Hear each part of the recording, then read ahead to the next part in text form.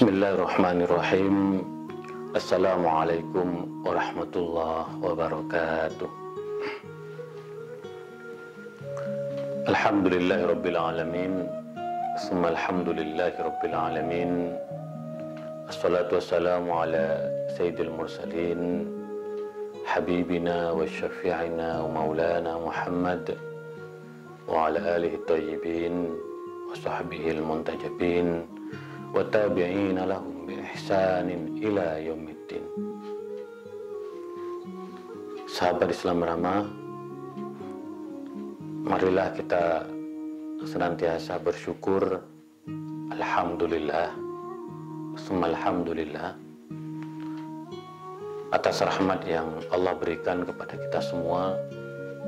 Kita masih diberi kesempatan untuk menunaikan ibadah puasa di bulan suci Ramadan ini.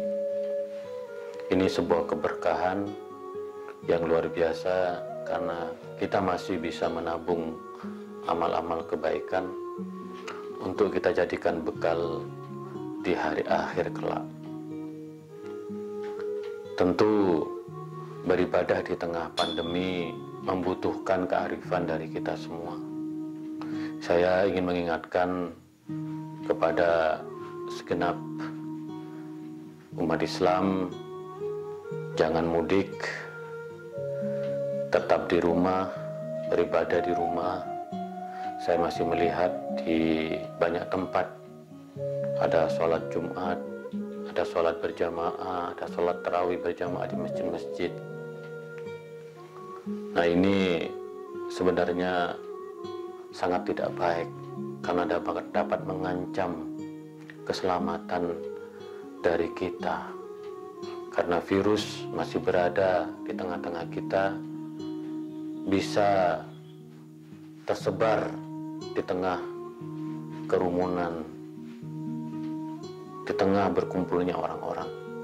Maka sekali lagi saya menghimbau supaya kita beribadah di rumah, berdoa di rumah, sholat di rumah, baik sholat tarawih.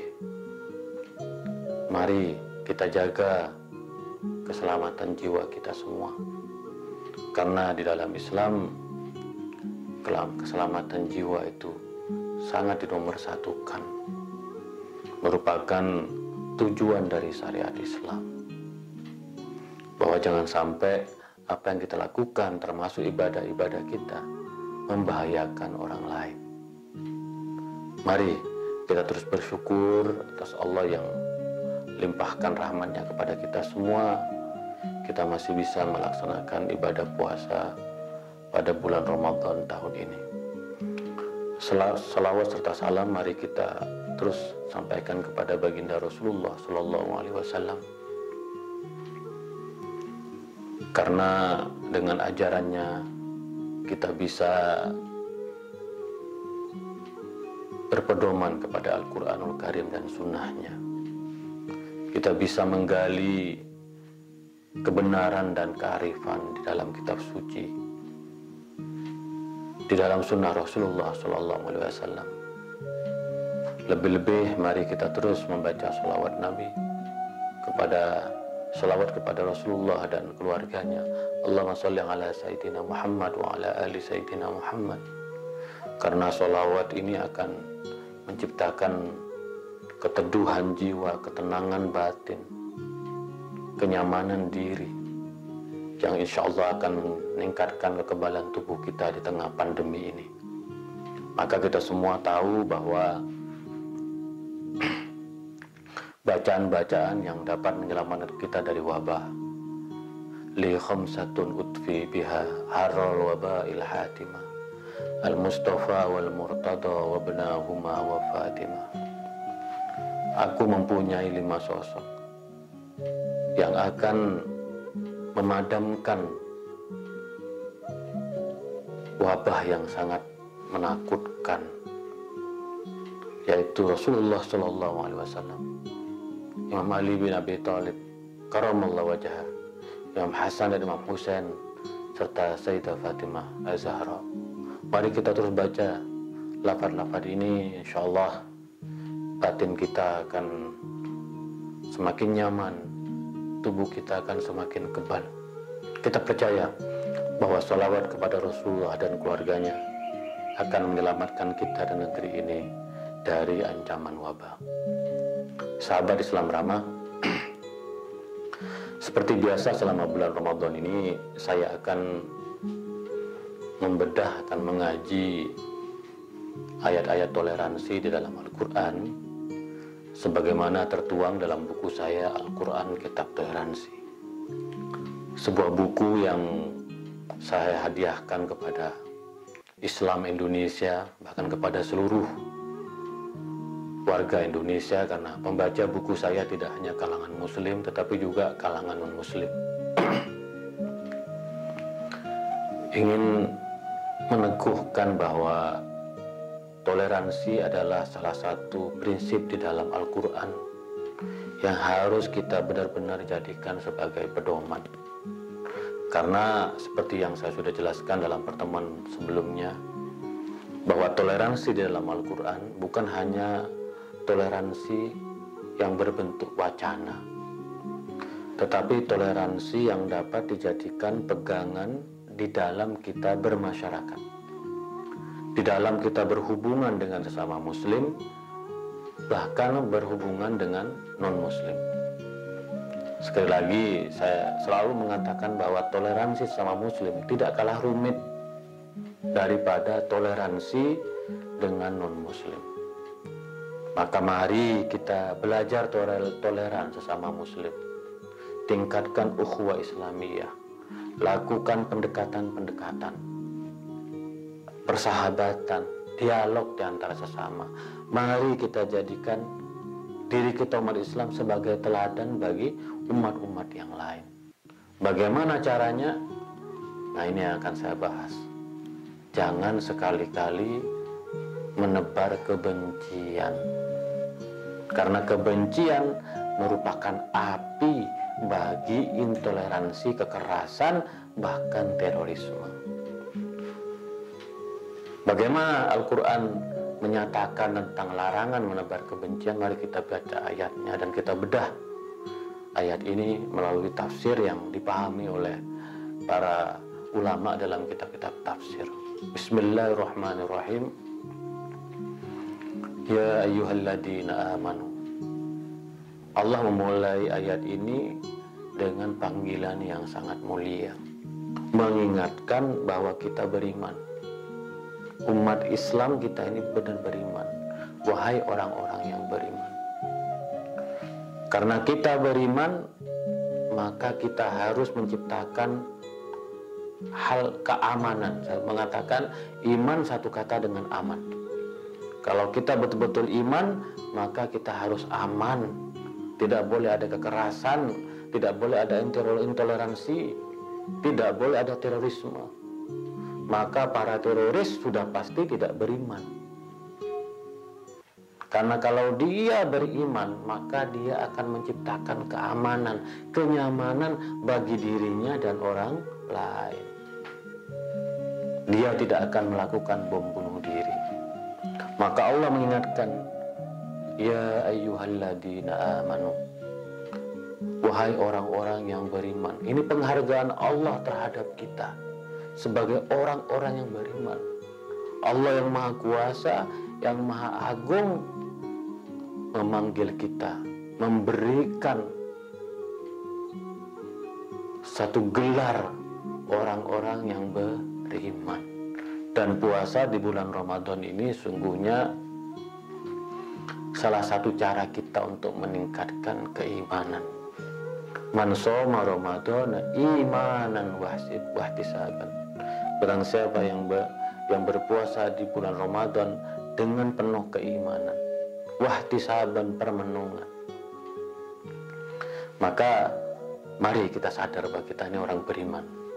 Apa ciri-ciri orang beriman? La yaskhar qaumun min qaumin asa ayyakunu khairan minhum. Salah satu ciri orang beriman adalah tidak mengolok-olok antara satu kaum dengan kaum yang lain. Karena siapa tahu kaum yang diolok-olok itu justru lebih baik dari kita. Ini penting sekali. Salah satu contoh di kita selalu mengolok-olok Syiah, saudara kita yang Muslim. Terma Syiah seolah-olah pejoratif, negatif, menjadi bahan olok-olok. Begitu mudah orang diberi label Syiah. Saya karena mengkaji, mendalami fikih Syiah, akidah Syiah, ilmu teologinya Syiah, tasawufnya Syiah, saya dilabeli Syiah. Ini tidak boleh. La yaskhar qaumun min qaumin asa ayyakunu khairan minhum. Kamu tidak boleh mengolok-olok, tidak boleh menghardik orang. Nah, Al-Imam Ar-Razi dalam tafsir Al-Kabir, tafsir Mafatihul Ghaib, saya dalam buku ini lebih banyak mengutip Al-Imam Ar-Razi, karena menurut saya Al-Imam Ar-Razi ini tafsirnya yang paling komprehensif. Di situ ada teologisnya, ada linguistiknya, ada sejarahnya, ada falsafahnya, ada kalamnya, ada tasawufnya, dan juga ada rasionalitasnya. Al-Imam Ar-Razi dalam tafsirnya mengatakan ini ayat turun dalam peristiwa yaitu Sabit bin Qais. Sabit bin Qais adalah orang difabel, pendengarannya tidak utuh. Tetapi Sabit bin Qais ini adalah sosok yang sangat rajin mengikuti majelis-majelis Rasulullah Sallallahu Alaihi Wasallam. Dikabarkan bahwa Sabit bin Qais selalu berada di barisan terdepan, menjadi murid Rasulullah Sallallahu Alaihi Wasallam, mendengarkan majelis Rasulullah Sallallahu Alaihi Wasallam. Pada suatu hari Sabit bin Qais terlambat datang ke majelis Rasulullah, sehingga dia berada di barisan paling belakang. Lalu diolok-oloklah dia oleh sahabat-sahabatnya. Lalu turunlah ayat ini, ya ayyuhalladzina amanu la yaskhar qaumun min qaumin asa yakunu khairan minhum. Ayat ini penting juga agar kita menghormati difabel. Kenapa? Karena orang yang berkebutuhan khusus, dalam hal ini Sabit disebut seorang yang tuli. Dia adalah manusia seperti kita yang diberikan kelebihan oleh Allah. Maka tidak diperkenankan bagi kita untuk mengolok-olok orang lain karena dia berkebutuhan khusus, karena dia difabel.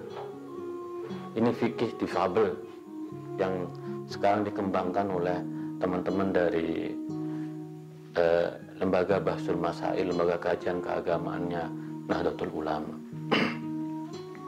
Kita tidak boleh menghardik, mengolok-olok difabel, karena siapa tahu orang yang difabel itu lebih baik dari kita. Nah, ini kenapa ayat ini ditujukan larangan pertama kali qaumun min qaumin, ini lebih kepada laki-laki. Nah, para ulama tafsir mengatakan, Al-Imam Ar-Razi mengatakan bahwa karena kebiasaan mengolok-olok itu adalah kebiasaan kaum laki-laki, maka Al-Quran secara lebih khusus memberikan perhatian, wahai kaum laki-laki, jangan suka mengolok-olok. Ini bisa kita temukan di mana-mana dalam kehidupan keseharian kita, baik disengaja maupun tidak disengaja. Kebiasaan mengolok-olok orang lain ini adalah menebarkan kebencian,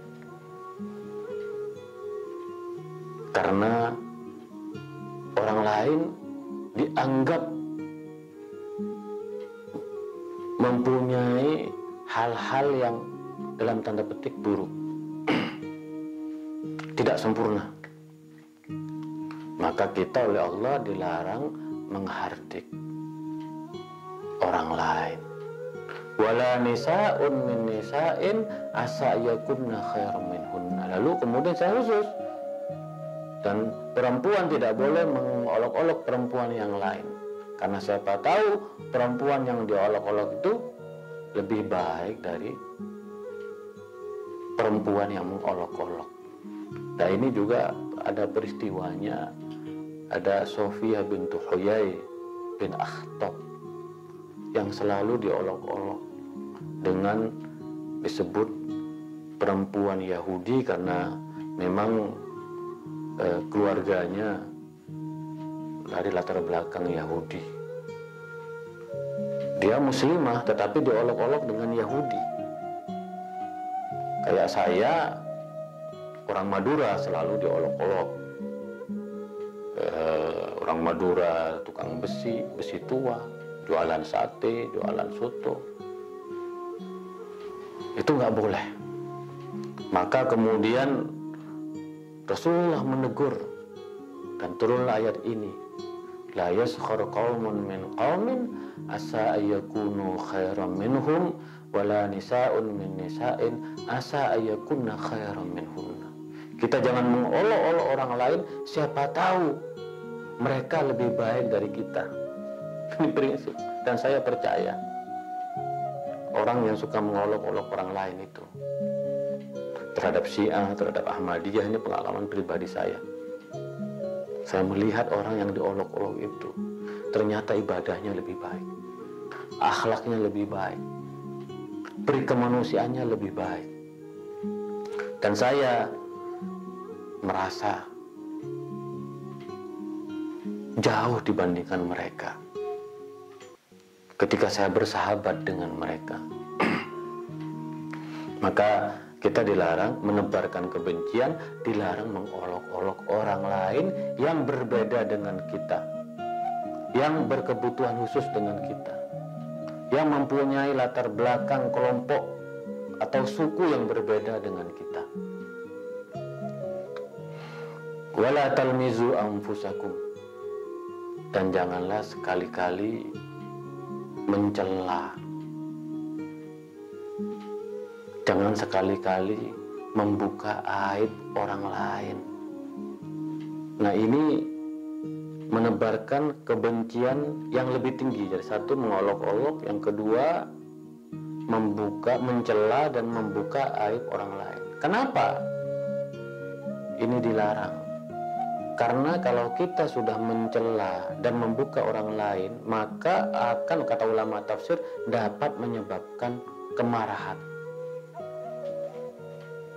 dan berpotensi melahirkan konflik. Maka hati-hati. Kita harus bersahabat dengan orang lain. Kita harus menjaga diri untuk tidak mencela dan membuka aib orang lain.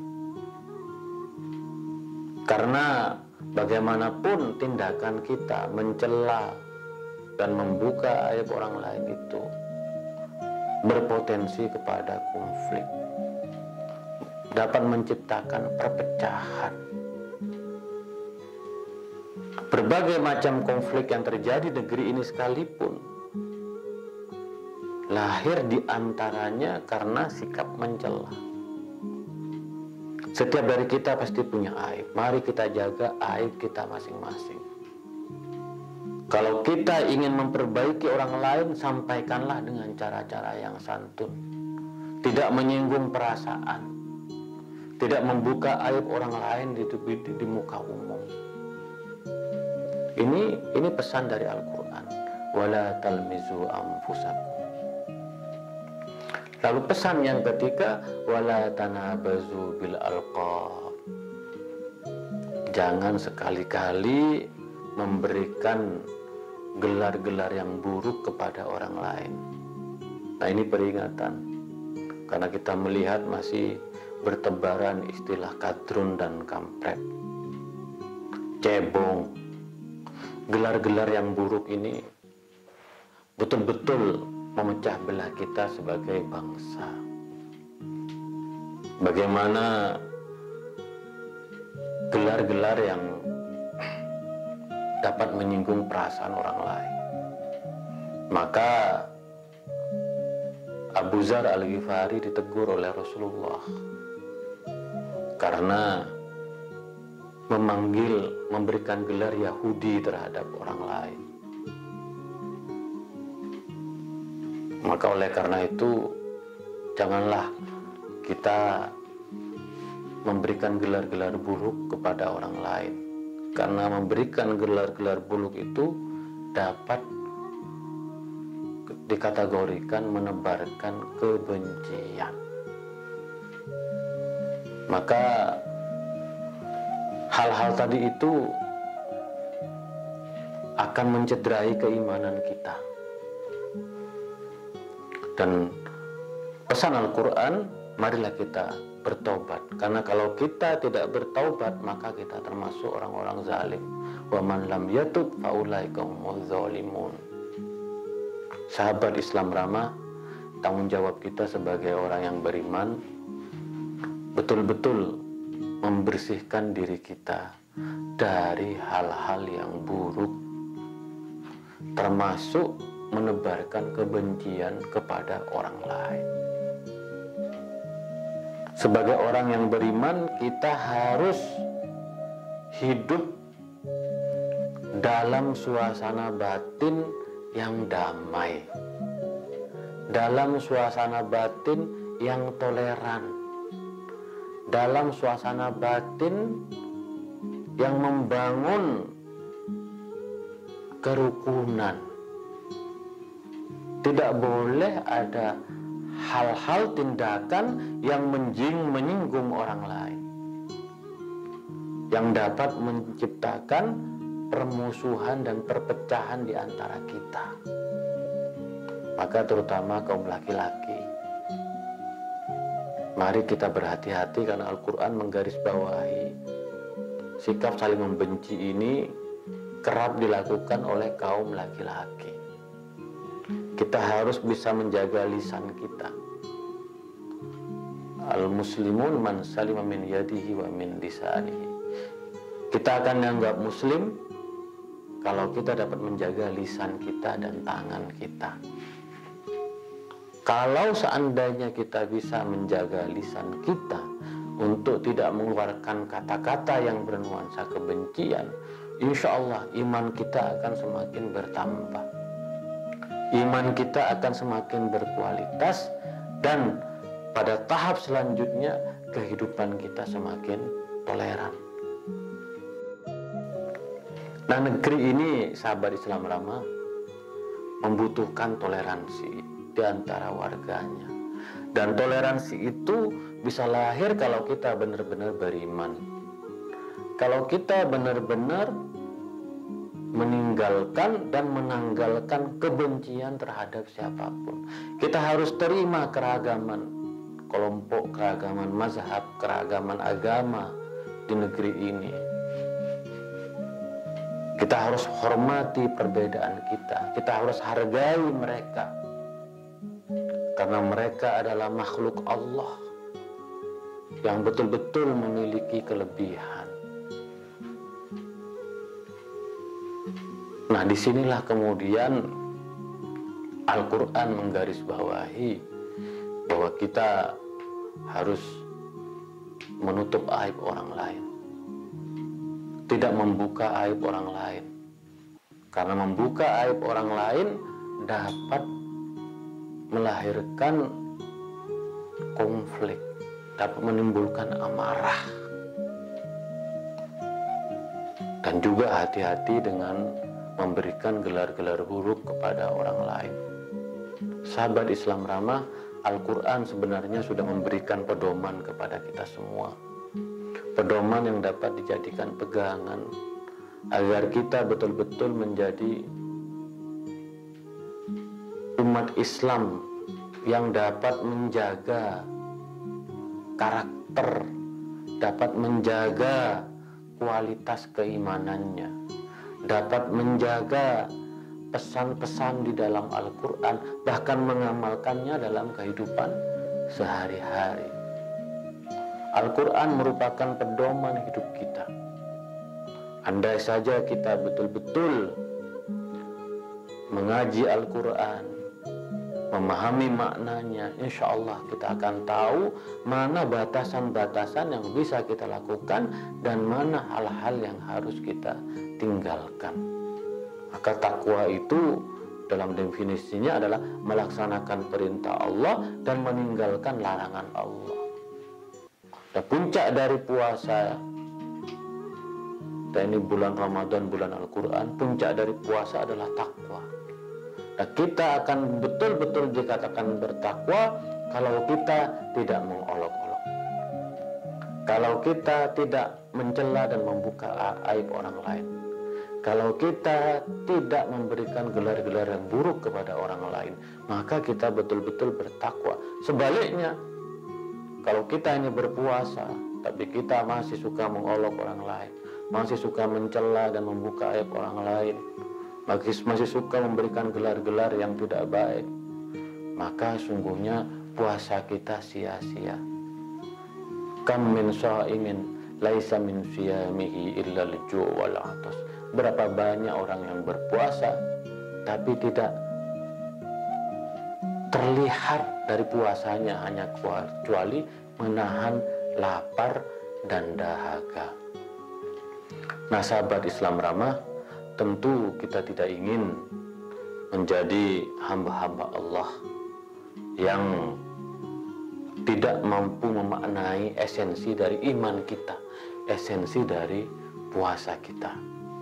Kita ingin menjadi umat Islam yang betul-betul berpuasa, menjiwai maknanya, memahami ayat-ayat suci Al-Quran. Betapa luar biasanya Al-Quran. Nilai-nilainya betul-betul sangat luhur, yang bisa kita jadi pegangan dan pedoman di tengah-tengah kehidupan kita. Kalau saja kita berpegang kepada Al-Quran, terutama kepada mereka yang selalu mengajak kembali ke Al-Quran, kembali ke Al-Quran. Mari kita betul-betul kembali ke Al-Quran, memahami maknanya, mengamalkan setiap pesan di dalam Al-Quran. Jangan mengajak kembali kepada Al-Quran tetapi menebarkan kebencian dan intoleransi. Mengajak kembali kepada Al-Quran tetapi menghalalkan pembunuhan. Tidak. Kembali ke Al-Quran hakikatnya adalah menumbuhkan keimanan, menciptakan keamanan dan kenyamanan, membumikan toleransi, mewujudkan perdamaian dan kerukunan, menciptakan kenyamanan di antara sesama. Apalagi di tengah pandemi seperti sekarang ini, kita membutuhkan kebersamaan, kita membutuhkan kepedulian, kita membutuhkan toleransi di antara sesama, bahwa kita akan bisa melalui musibah ini kalau kita bersama-sama, tidak boleh berpecah belah.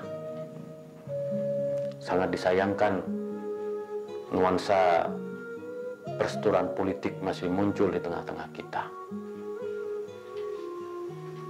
sehingga kita lupa bahwa kita muslim, bahwa kita beriman, bahwa kita mempunyai akal sehat dan hati nurani, bahwa kita adalah hamba Allah yang sedang berpuasa.